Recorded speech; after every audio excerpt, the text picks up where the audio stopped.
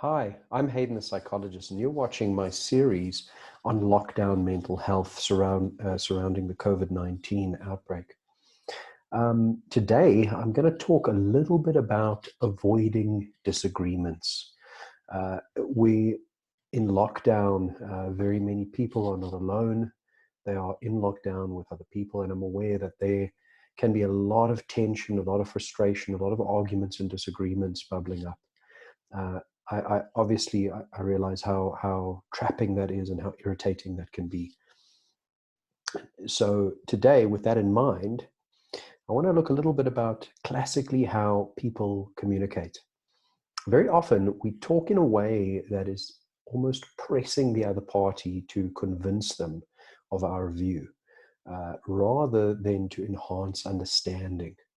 In that sense, when we try and convince another party, whether we put forward an opinion and we use absolute statements or we discount somebody else's view, that impact of that actually threatens the other party.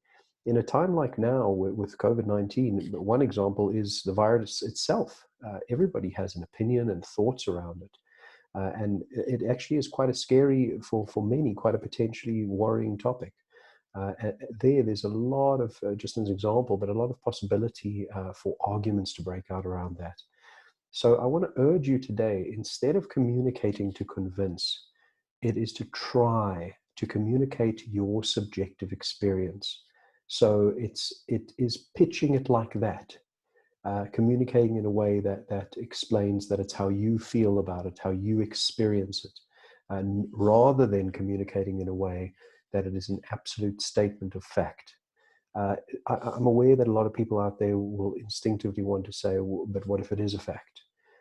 This is on a level of communication, on a level of allowing your communication to be heard more effectively, and specifically in a lockdown context where there is lots of opinions.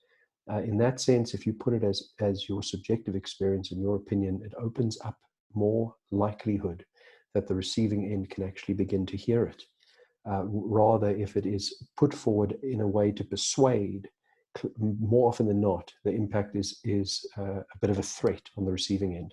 And even if you stand by a fact, the receiving end is less likely to actually hear you. You are more likely to elicit a fight because of the threat. So really, that's my tip for today. It's a bit more of a delicate one, but trying to communicate in a way to enhance understanding rather than to persuade.